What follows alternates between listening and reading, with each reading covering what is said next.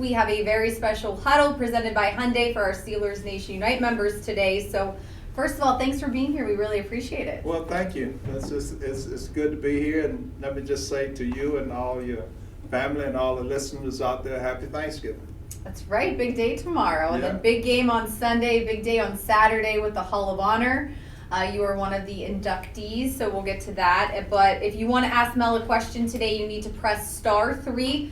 We already have a ton in, so we're going to get to some on the phone and also online since people are listening and watching in various ways. And Mel, the first one is actually about the Hall of Honor. Sarah wrote in online and wanted to know how you feel about being selected into the inaugural class.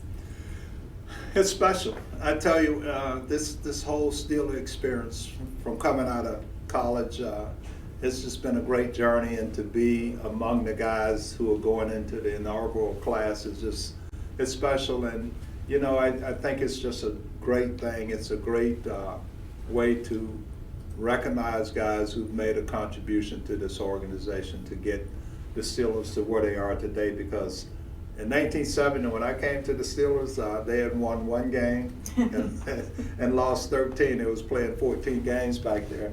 And to see where we are today, it's been a great journey, and I'm excited and honored to be a part of that inaugural class that are going into the Hall of Honor. All right, let's go to a question on the phone. This one is from Jeremy in Minnesota. You're now live. Go ahead and ask Mel your question, please. Yeah, Mel, I was wondering, for the defense there, compared to different years, how strong do you think our defense is and the chances of us going to Super Bowl?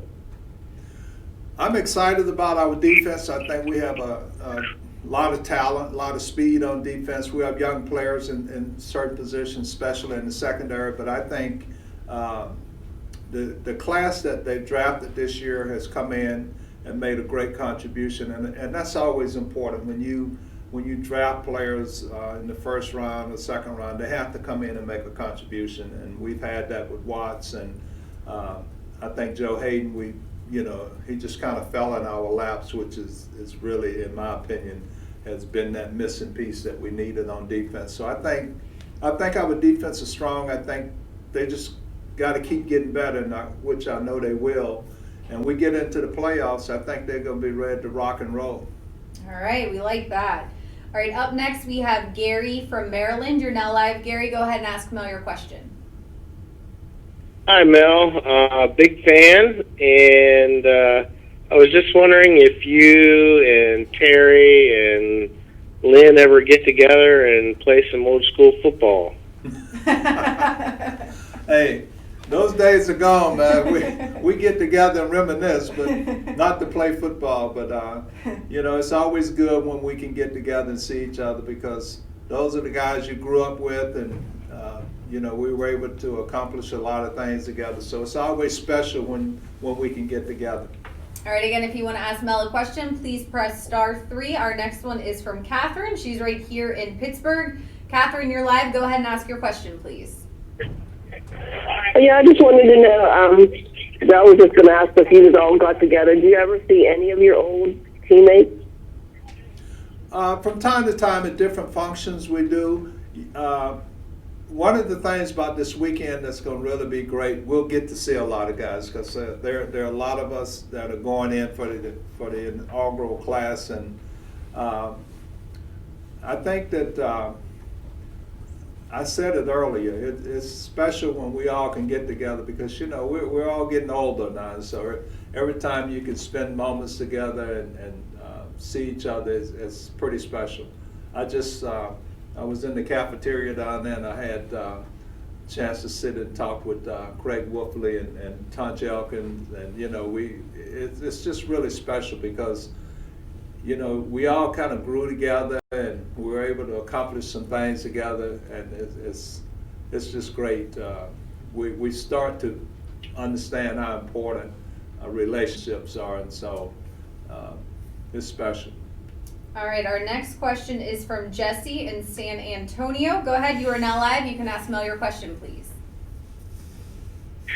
Hi, Mel. My question for you was, when you played in the Super Bowl, which one was the most memorable one, and why? Well, I always say the first Super Bowl because that was that first experience that we had down in New Orleans in Super Bowl IX. And you know the other ones, the thing that happened in Super Bowl IX when we won that first Super Bowl, I think we all just kind of expected we would be back there the next year, and fortunately we were able to get back there and win another one. So the first Super Bowl, in my opinion, was the one that was special to me. All right, our next question is from Alan in Florida. You are now live. Go ahead and ask your question, please. Hey, Mel, it's an honor to talk to you. Always a big fan. Mel, Thank you you. were known for a really physical style of play. They had to change the rules even, to try to stop it. And then we look at today's NFL, and the rules are very, very different. How would a young Mel Blount play in today's NFL? How would you fare, you think? Hey, well, thank you. I get asked that question all the time. I tell people I would have to get another job to pay my fines. But no, I think what the NFL is trying to do, which is a good thing, is put player safety first, and so the guys now really they're bigger, they're faster. We're smarter now because we know what can happen from concussions, and so I think it's about guys being safe in their jobs, and so what the NFL is doing, I'm all in favor of it. I think a lot of times though, the fans, they get a little bit aggravated because, what's a catch, what's a personal foul and things like that. But I think you have to understand that these guys are human beings too, and there's a lot of life after football, and so you want them to be able to play the game, but you also want them to have life after the game also. All right, very quickly, we want to let you know the keyword for today is legend. So you can head to SteelersNationUnite.com. Following this, enter the keyword legend to earn your extra yards. And a quick poll question for everyone before we jump back to your questions. We want to know, how often do you visit SteelersNationUnite.com? If it's daily, press 1. A few times per week, press 2. Press 3 if it's a few times per month. 4 for once per month. And 5 if it is less than once. All right, back into these questions because we have a ton. Let's go to Russell, who is in Charlotte, North Carolina. You're now live, Russell. Go ahead and ask your question, please. Happy holidays to you, Mel. It's a pleasure to talk to you. Thank you. Happy holidays to you and your family. Thank you, sir. I want to know, who is your fierce competitor? Who is my fierce competitor? You mean as a receiver or someone I was covering, or? Yeah, as a receiver, yes. That's a good question, because when you go every day in practice against a John Stallworth or Lynn Swan, Sundays really become kind of a piece of cake. And we had great receivers too that we played against, like Isaac Curtis, Cliff Branch, or Charlie Joyner. Paul Warfield. These guys are Hall of Famers. But I always felt that when we got to game time that we were prepared because we had been against the best every day. And I really didn't have a fierce competitor. I mean, I think everybody competes, because you wouldn't be a pro if you didn't. And everybody wants to, perform at a high level. But I always found it fun, man, to get out there and play against guys who was supposed to have been the best, quote unquote, the hot receiver during that time. And every week, it wasn't like he was going up against some high school kid. These guys were great players, but we were just prepared, and we had the talent.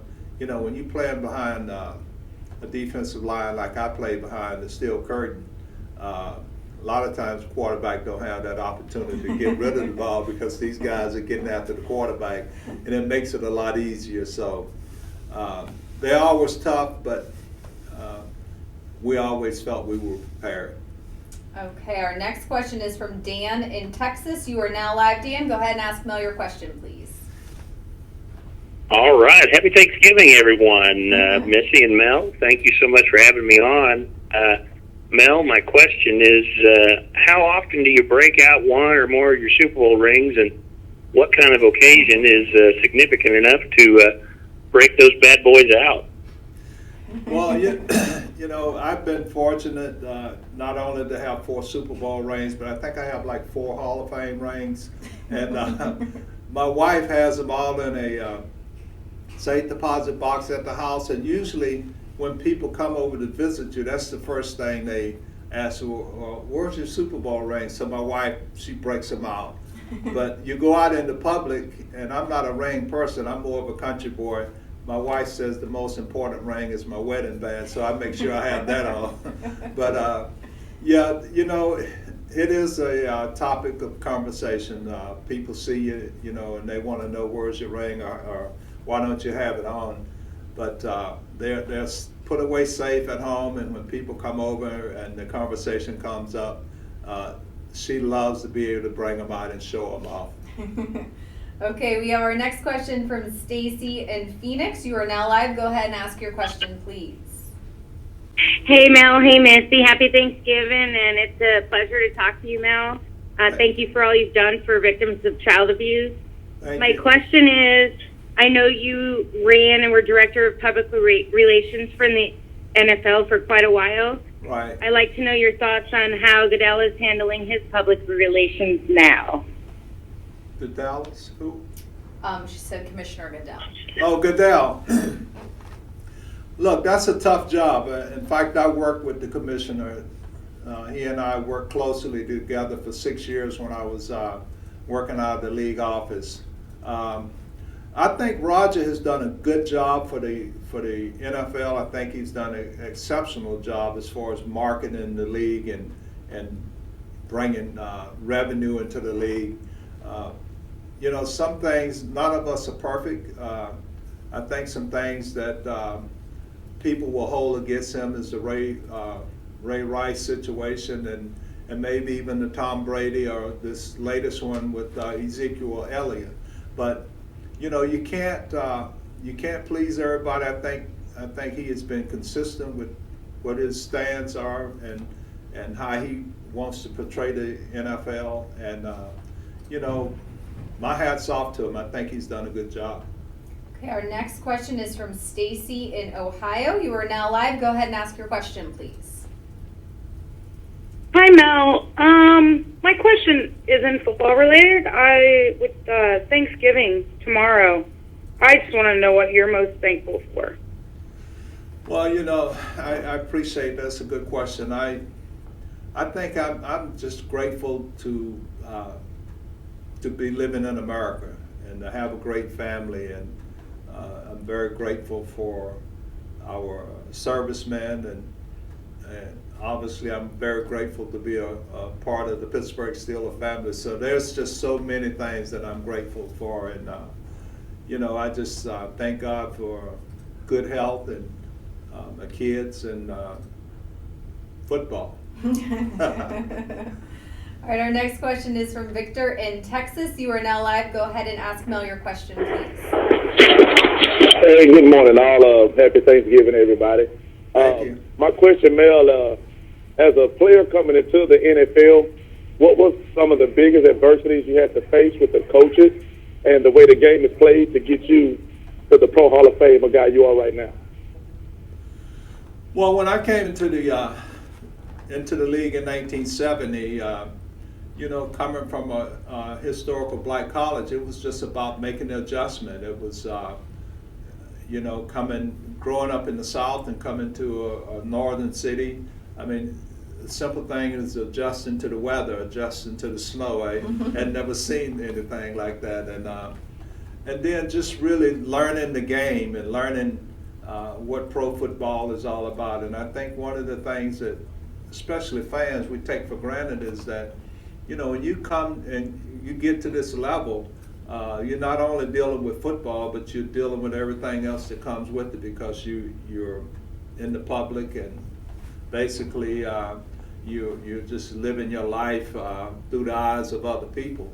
And so it's a lot to being a pro athlete in this day and time, and even back when I played. But I think that's all a part of the process of growing and maturing and really learning, you know, how to handle yourself. And I look at some of the guys now, and I hear some of the interviews and some of the things they say, and I just shake my head. But it's a lot different now with social media and all the other things that are out there. But it's still a great opportunity to not only do some good for yourself, but do some good for the community, being in the game. All right, we have a good question from one of our online listeners. This is from Cindy. She wants to know, Mel, who is your favorite current Steeler to watch play? He's got a big smile. Yeah.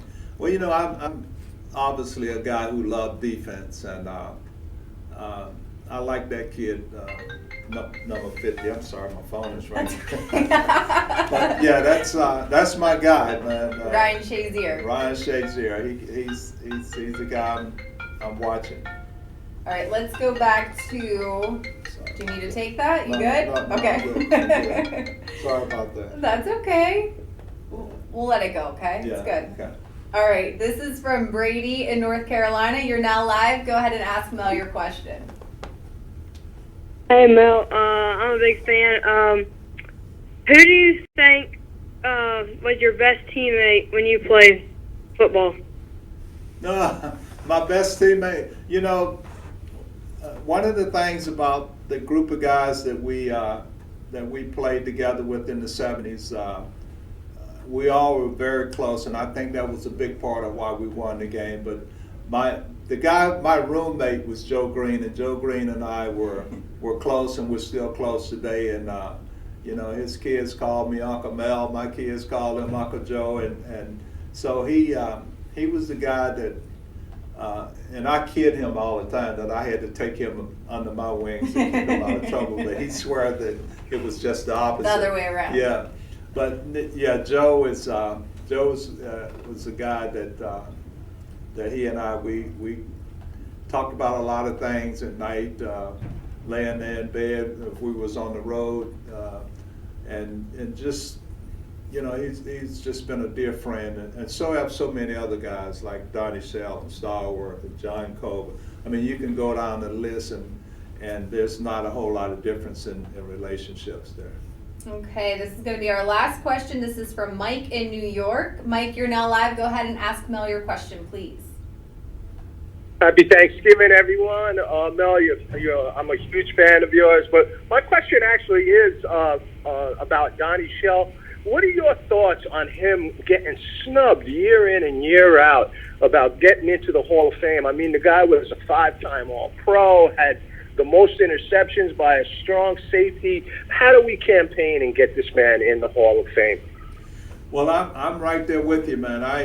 I've always said that one of the problems with that team, we had so many great guys, and I think they just got tired of putting Steelers in the Hall of Fame because Donnie Shell is a guy that definitely should be in the Hall of Fame. L.C. Greenwood, Larry Brown. People don't realize Larry Brown was one of the best tackles that ever play, offensive tackles that ever played a game. And I don't know the answer to that because we have talked to voters, and but I think it has to come from the guy here in Pittsburgh who has that vote for the Hall of Fame to really grab somebody like that under their wings and just push their name through. And you know, but Donnie Shell was just a great player. Here's a guy that came in as a free agent and really couldn't catch the ball that well. I'll never forget at camp. Donnie would stay after practice and work on catching the football. And like you said, he wound up having more interceptions as a strong safety than anybody in the history of the game when he retired. And so we'll see, man. Hopefully one day it'll happen for him. All right, very quickly before we let Mel go and let you guys go, our online question poll for you today. We want to know how often you visit SteelersNationUnite.com. Press 1 if it's daily, 2 if it's a few times per week, 3 if it's a few times per month. If it's once per month, press 4, and less than once a month, please press 5. Do not forget, the keyword today is legend. Earn your extra yards by heading to SteelersNationUnite.com and entering the keyword legend. So Mel, thank you for your time. It's been Happy great. Thanksgiving. Thank Happy you. Thanksgiving to everyone. The Hall of Honor will be class getting together Saturday for alumni weekend, the alumni dinner, and then honored at the game on Sunday night football. It's going to be a lot of fun. It's going to be awesome. It's going to be a great weekend. Thank you so much, and happy Thanksgiving to you. I appreciate that. All right, that's going to do it for this week's Huddle presented by Hyundai. Thanks for joining us, everyone.